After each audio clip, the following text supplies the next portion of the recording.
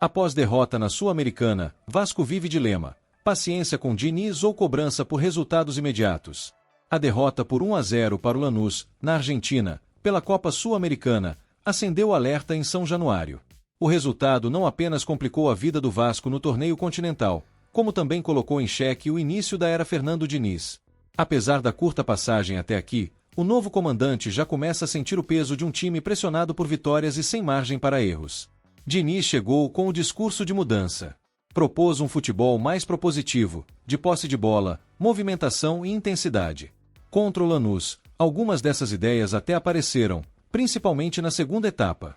O Vasco mostrou maior volume de jogo, ocupou melhor os espaços e criou chances, mas seguiu ineficiente no terço final do campo, problema crônico e recorrente nas últimas temporadas. A principal questão agora é o tempo. Diniz tem ideias, tem método, mas o calendário não espera. E o Vasco tem uma sequência dura pela frente. Nos próximos 5 jogos, o time encara Fortaleza, Operário, Fluminense, Melgar e Bragantino. É uma sequência que pode definir o rumo da temporada.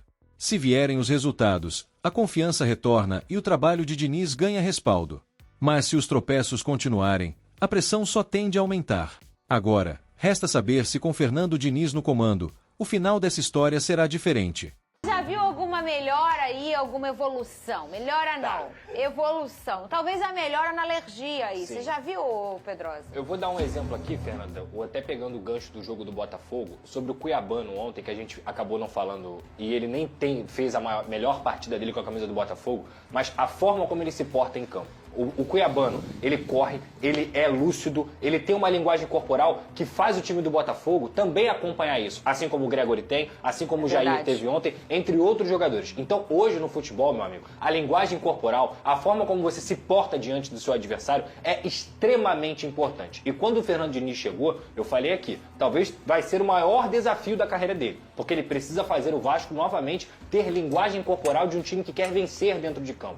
Os primeiros 30 minutos contra o Lanús, o torcedor do Vasco até olhou e falou assim, opa, parece que tem um time de futebol aí. Não vou falar que é bom ou que é ruim, mas pelo menos é um time de futebol. Porque é uma equipe que se propôs a tocar a bola, teve uma linguagem corporal melhor, mostrou que queria vencer a partida lá na Argentina. No segundo tempo, voltamos à situação do fracasso, que infelizmente um dia de treinamento não vai tirar isso. Mas o que eu espero novamente para sábado contra o Fortaleza, provavelmente com São Januário quase lotado, pelo menos, mas cheio o suficiente para apoiar esse time, é uma linguagem corporal diferente. Sem dúvida alguma, com o tempo de treinamento que o Fernando Diniz vai ter, 2, 3 dias, ele vai conseguir melhorar a questão da saída de bola, do toque de bola, a postura de alguns jogadores que precisam muito acordar um pouquinho. Senhor Hugo Moura, senhor Lucas Piton, temporadas terríveis, temporadas vergonhosas desses jogadores. João Vitor também tá mal pra caramba. Entre tantos outros, o senhor Coutinho também, que eu tenho certeza que ele tem condições de crescer com o Fernando Diniz, como o Diniz fez com o Ganso, por exemplo, no Fluminense, mas, cara, precisa acordar, é toda hora. Erra, baixa a cabeça.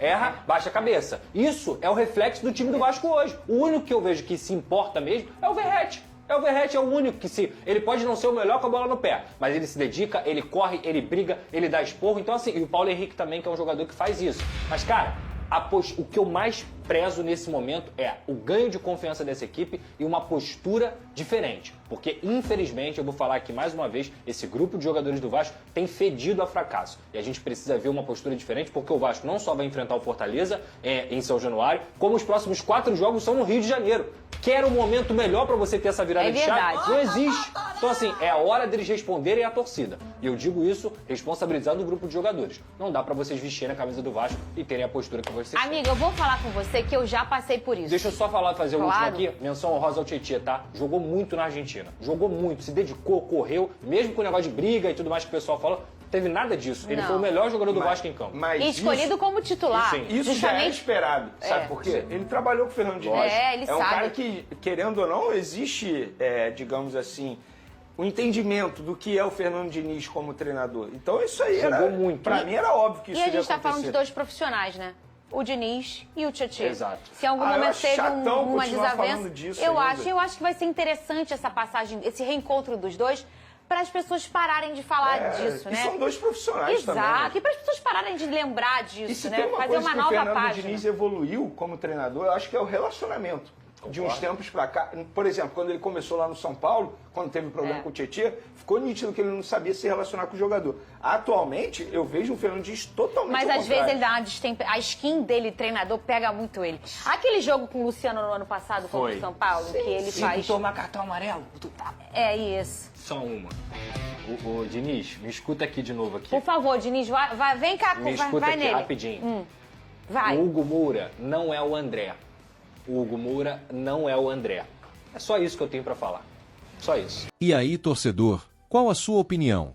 Acredita que o Vasco deve dar tempo para o trabalho de Diniz ou já está na hora de cobrar resultados imediatos?